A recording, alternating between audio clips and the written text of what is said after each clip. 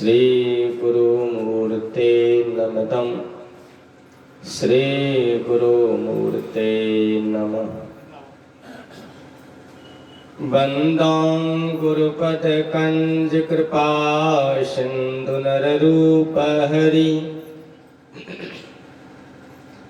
महामोहतम पुंड जाशु वचन रवि करनिका।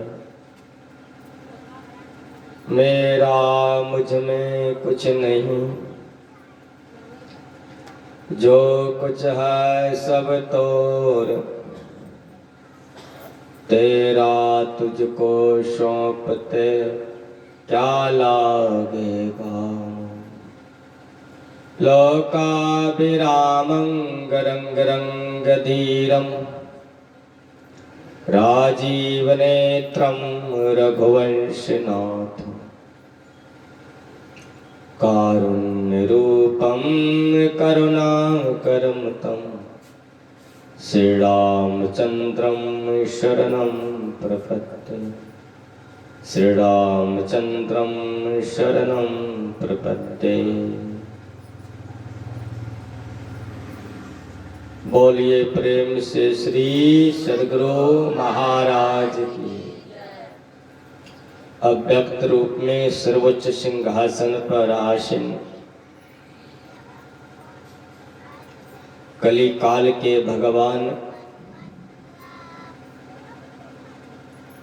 20वीं सदी के महान संत सद्गुरु महाराज के पावन श्री चरणों में कोटिशः दंडवत नमन।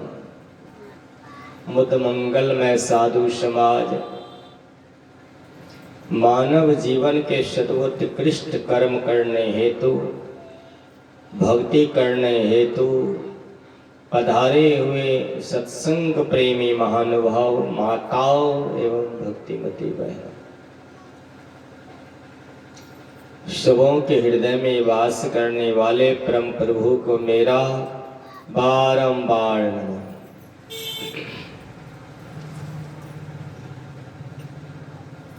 संत कबीर साहब का वचन है, भक्ति निसेनी मुक्ति का संत चरहे सब धाय। जिन जिन मन आलस्य किया जन्म जन्म पछताए। भक्ति एक प्रकार की सीढ़ी है।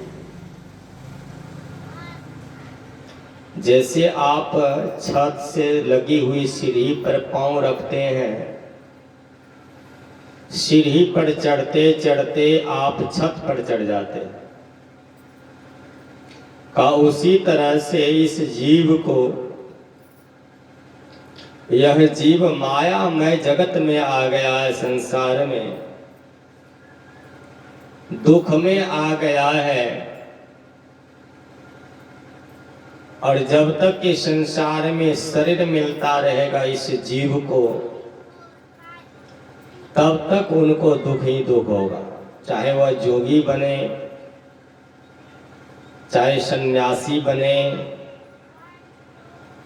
चाहे राजा बने, चाहे रंक फकीर बने, लेकिन शरीर जब तक मिलता रहेगा तब तक उनको भौतिक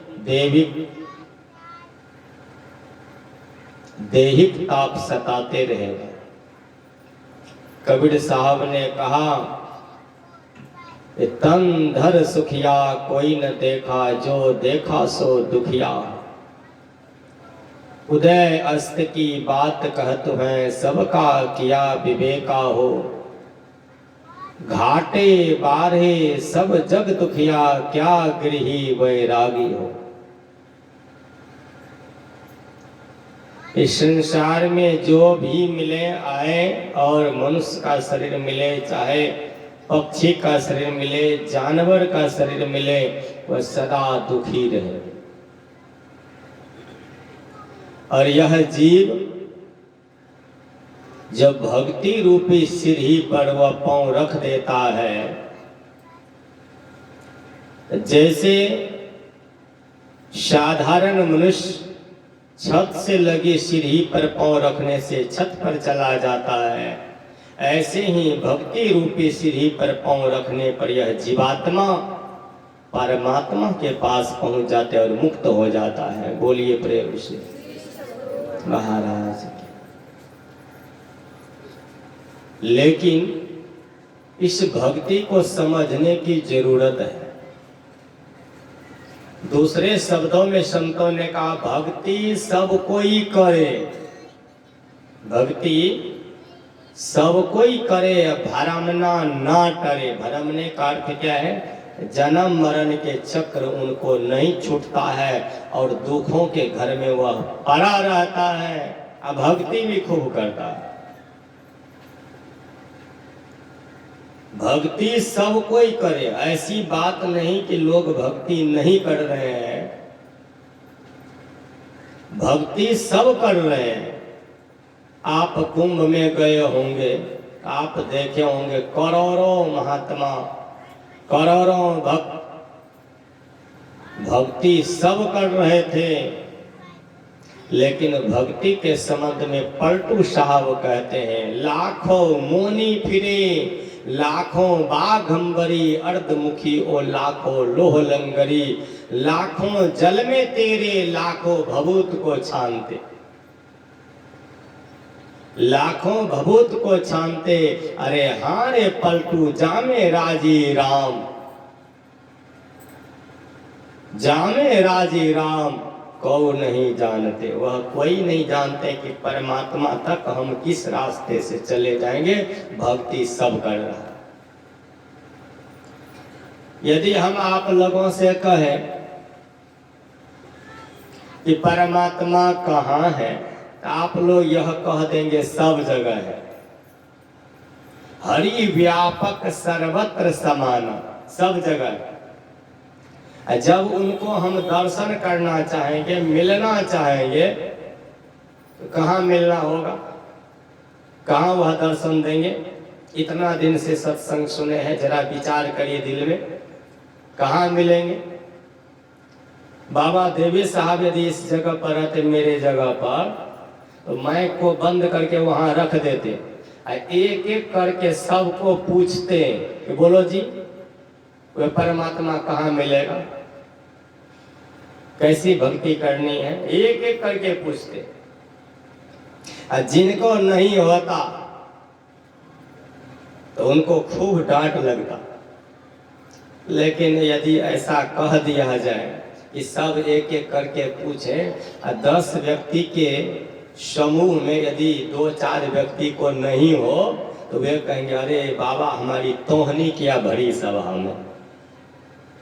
बोलिए प्रेम से, बेइज्जती किया। तोहनी का अर्थ बेइज्जती किया, पूछा हमको नहीं आया, लोग क्या कहेंगे। लेकिन विचारणीय विषय है, वो परमात्मा है कहाँ, उनकी सही रास्ता हमें मिल जाए, उनकी पता मिल जाए, मैं वहां तक जाऊं, ये आत्मा को वहां पर ले जाकर दोनों एक हो जाएंगे, मिल लेंगे, भक्ति पूर्ण हो गई।